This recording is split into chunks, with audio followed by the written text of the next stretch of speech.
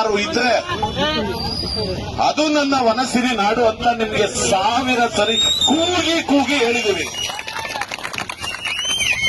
ಇವತ್ತು ಈ ಸ್ವರ್ಗವನ್ನ ನರಕ ಮಾಡ್ಲಿಕ್ಕೆ ಹೋಗಿರ್ತಕ್ಕಂಥ ದಿನದಲ್ಲಿ ಜಾಗ ಬುಡ್ರಿ ಅಲ್ಲಿರೋರು ಈ ಭೂಮಿ ಮೇಲೆ ಇವತ್ತು ಈ ಭೂಮಿ ಮೇಲೆ ಪೂಜ್ಯ ಮನೋಭಾವದಿಂದ ನೋಡುವಂತ ಹೆಣ್ಣು ಮಕ್ಕಳು ಎಲ್ಲಿ ಗೌರವಿಸಲ್ಪಡ್ತಾರೋ, ಎಲ್ಲಿ ಹೆಣ್ಣು ಮಕ್ಕಳನ್ನ ಪೂಜಿಸಲ್ಪಡ್ತಾರೋ ಅಲ್ಲಿ ಎಲ್ಲಾ ದೇವತೆಗಳು ನೆಲೆಸಿರ್ತಾರೆ ಎಂಬ ಪುಣ್ಯ ಭೂಮಿ ಕರ್ಮಭೂಮಿಯಲ್ಲಿ ನಾವು ಹುಟ್ಟಿದ್ದೇವೆ. ಇವತ್ತಂತ ನನ್ನ ತಾಯಂದಿರ ಕರ್ಸ್ಕೊಬಂದು ಇಲ್ಲಿ ಕೂರಿಸಿದಿರಲ್ಲ, ಯಾವ ಪುರುಷಾರ್ಥಕ್ಕೆ 80ನೇ ಸ್ವಾತಂತ್ರ್ಯದ ಹತ್ತಿರದಲ್ಲಿ ನಾವು ಬಂದು ನಿಂತಿದ್ದೇವೆ. ನನ್ನ ತಾಯಂದಿರು ಬಂದು ರೋಡಲ್ಲಿ ಕೂತಿದಾರಲ್ರಿ, ಇದೇನ್ ಮಾತಾಡೋ ವೇದಿಕೆನಾ ಇದು? ಮಾತನಾಡ್ತಕ್ಕಂಥ ವೇದಿಕೆನಾ ಇದು? ನಮ್ಮನ್ನ ಮಾತಾಡ್ಲಿಕ್ಕೆ ಕರ್ಸಿದಿರೇನ್ರಿ? ಯಾರ್ ಕೇಳ್ರಿ ಬಾರ್ ಕೊಟ್ರು ಇವರು? ಯಾರನ್ನ ಕೇಳಿ ಅಬಕಾರಿ ಇಲಾಖೆಯವರು, ಗ್ರಾಮ ಪಂಚಾಯಿತಿ ಮತ್ತು ಅಭಿವೃದ್ಧಿ ಸ್ವರಾಜ್ ಇಲಾಖೆಯವರು ಯಾತಕ್ಕಾಗಿ ಈ ಧಾರ್ಮಿಕ ಕ್ಷೇತ್ರದಲ್ಲಿ ಬಾರ್ ಕೊಟ್ರು? 2 ಮಾತು ಹೇಳ್ತೀನಿ ನಾನು. ಇದು ಮಾತನಾಡತಕ್ಕಂಥ ವೇದಿಕೆ ಅಲ್ಲ, ಇದು ಹೋರಾಟದ ವೇದಿಕೆ, ಪ್ರತಿಭಟನೆಯ ವೇದಿಕೆ. ನಮಗ್ ಬೇಕಾಗಿರೋದೇನು, ನಿಮಗ್ ಬೇಕಾಗಿರೋದೇನು? ಅವೈಜ್ಞಾನಿಕವಾದಂತ ಈ ಪುಣ್ಯ ಭೂಮಿ ಕರ್ಮಭೂಮಿ ಧಾರ್ಮಿಕ ಕ್ಷೇತ್ರದಲ್ಲಿ ಒಂದು ಬಾರ್ ತೆರೆದಿದೆ. ಈ ಬಾರ್ಗೆ ಯಾರಿಗಾರು ಅವಶ್ಯಕತೆ ಐತೇನ್ರಪ್ಪ? ಇಲ್ಲಿರೋರ್ಗೆ ಯಾರಿಗಾದ್ರೂ ಬೇಕಾ? ಯಾರಾದ್ರೂ ಬೇಕು ಅಂತ ನಮ್ಮ ಡಿಸಿ ಅವರಿಗೆ ಬೇಡ, ನಮ್ಮ ಲಕ್ಷ್ಮೀಕಾಂತ್ ರೆಡ್ಡಿ ಅವರು ಬೇಡ, ನಮ್ಮ ರೂರಲ್ ಡಿಸಿಗೆ ಯಾರಾದ್ರೂ ವಿವೇಕ್ ಅವ್ರಿಗೆ ಮನವಿ ಮಾಡಿದೀರಾ? ಅಥವಾ ಗ್ರಾಮಾಂತರ ಡಿಸಿ ಅಂತ ಏನ್ ಬರ್ತಾರೆ ಅವ್ರಿಗೇನಾದ್ರೂ ಮನವಿ ಮಾಡಿದ್ರಾ?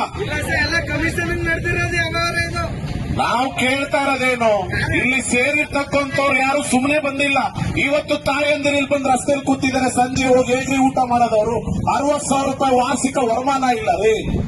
ಈ ಭೂಮಿ ಮೇಲೆ ಅತ್ಯಂತ ಶೋಚನೀಯ ಕ್ಲಿಷ್ಟಕರ ಬದುಕನ್ನು ನಡೆಸ್ತಾ ಇರತಕ್ಕಂಥ ಒಂದೇ ಒಂದು ಪಾಪಿ ಜೀವನ ಅಂತ ಏನಾದ್ರು ಇದ್ರೆ ಅದು ನನ್ನ ರೈತರ ಜೀವನ ರೀ, ಅದು ನನ್ನ ಅನ್ನದಾತರ ಜೀವನ. ತಗೊಬಂದು ಜಗತ್ತಿಗೆ ಅನ್ನ ಹಾಕ್ತವ್ರು ನಾವು, ಜಗತ್ತಿಗೆ ಖುಷಿಯನ್ನು ಕೊಟ್ಟವ್ರು ನಾವು, ಈ ನಾಲಿಗೆ ರುಚಿಗೆ ಮೆರುಗನ್ನ ತಂದವ್ರು ನಾವು. ಕೊಟ್ರಿ. ಈ ದೇಶ ಧಾರ್ಮಿಕ ಕ್ಷೇತ್ರದಿಂದ ಕೂಡಿರ್ತಕ್ಕಂಥ ಬಹಳ ಪವಿತ್ರವಾದಂತ ದೇವನಾಡು.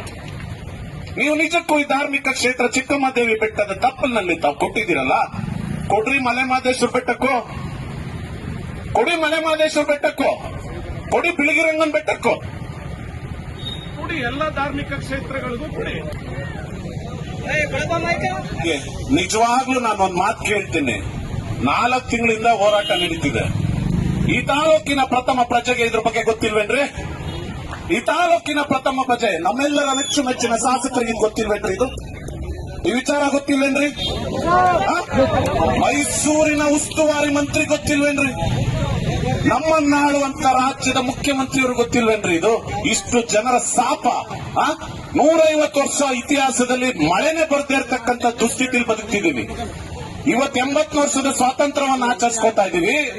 ಯೋಗ್ಯವಾದಂತ ಒಂದು ಆಸ್ಪತ್ರೆ ಕೊಡುವಂತ ಯೋಗ್ಯತೆ ನಮ್ಮ ಸರ್ಕಾರಕ್ಕಿಲ್ಲ. ಇವತ್ತು 80 ವರ್ಷಗಳ ಸ್ವಾತಂತ್ರ್ಯದ ಈ ಭಾರತದ ಇತಿಹಾಸದಲ್ಲಿ ಕೇವಲ 2800 ಆಸ್ಪತ್ರೆಗಳು ಮಾತ್ರ ರಾಜ್ಯದಲ್ಲಿ ಕಾರ್ಯನಿರ್ವಹಿಸ್ತಾ ಇದೆ. ಅದೇ ಇವತ್ತು ಅಬಕಾರಿ ಇಲಾಖೆಯಲ್ಲಿ 15,000ಕ್ಕಿಂತ ಜಾಸ್ತಿ ಬಾರ್ ಯೂಸ್ ಮಾಡ್ತಿದಾರಲ್ಲ, ಜಾಸ್ತಿ ಬಾರನ್ನ ಕೊಟ್ಟಿದಾರಲ್ಲ. ಇದನ್ನ ಕೇಳೋರು ಯಾರು ಇಲ್ವಾ? ನಿಮ್ ಖಜಾನೆಗೇನೋ ಹಣ ತುಂಬೋದು, ಸರ್ಕಾರದ ಖಜಾನೆಗೇನೋ ಹಣ ತುಂಬೋದು. ಅಲ್ಲಿ ಕೂತಿರ್ತಕ್ಕಂಥ ನನ್ನ ತಾಯಂದಿರ ಮಕ್ಕಳು ಇವತ್ತು ಕೆಲಸಕ್ಕೆ ಹೋಗ್ತೀನಿ ಅಂತ ಹೇಳಿ ಹೋದ ಮಗ ಸಂಜೆ ಕುಡಿದು ಮನೆಗೆ ಬಂದ್ರೆ ಆ ಮನೆಗೆ ಭಾರ ಆಗ್ತಿದ್ದಾನೆ, ಈ ಭೂಮಿಗೆ ಭಾರ ಆಗ್ತಿದ್ದಲ್ಲ. ಇದನ್ನ ಕೇಳ್ತಕ್ಕಂಥವ್ರು ಯಾರು ಇಲ್ವಾ ಇಲ್ಲಿ? ಯಾರು ಇಲ್ವೇನ್ರಿ ಇಲ್ಲಿ? ನಿಜಕ್ಕೂ ಇಲ್ಲಿ ಕೂತಿರೋರ್ ನೋವು ಒಂದೇ, ಇಲ್ಲಿ ಕೂತಿರೋರ ಕೂಗೊಂದೆ, ನನ್ನ ತಾಯಂದಿರ ನೋವು ಒಂದೇ, ಎಲ್ಲಾರ್ದು ಒಂದೇ. ಇದಕ್ಕೆ ನೇರವಾದಂತ ಉತ್ತರವನ್ನ ನಮ್ಮ ಈ ಮೈಸೂರು ಜಿಲ್ಲೆಯಲ್ಲಿ ಇರ್ತಕ್ಕಂಥ ಅರ್ಬನ್ ಮತ್ತೆ ರೂರಲ್ ಡಿಸಿ, ಎಕ್ಸೈಸ್ ಡಿಪಾರ್ಟ್ಮೆಂಟ್ ನಲ್ಲಿ ಇರ್ತಕ್ಕಂಥ 2 ಡಿಸಿಗಳು ಬಂದು, ಆ ಸಂಬಂಧಪಟ್ಟಂತ ಅಬಕಾರಿ ಇಲಾಖೆಯವರು ಬಂದು ಇಲ್ಲಿ ಅವೈಜ್ಞಾನಿಕವಾಗಿ ತೆರೆದಿರ್ತಕ್ಕಂಥ ಬಾರನ್ನ ನಾವು ಸ್ಥಳಾಂತರಿಸ್ತೇವೆ ಅಂತೇಳಿ ನಮ್ಮ ಭಾರತದ ಲಿಖಿತ ಸಂವಿಧಾನದ ಕಾನೂನಡಿಯಲ್ಲಿ ಬರವಣಿಗೆ ಮುಖಾಂತರ ಕೊಡ್ಲಿ ತನಕ ಈ ಹೋರಾಟವನ್ನ ಅಥವಾ ಪ್ರತಿಭಟನೆಯನ್ನ ನಾವಿನ್ ತೆಗೆದುಕೊಳ್ಳಿಕ್ಕಿಲ್ಲ ಎಂಬ ಸತ್ಯವನ್ನ ನಾನು ಹೇಳಲಿಕ್ಕೆ ಬಯಸ್ತೇನೆ.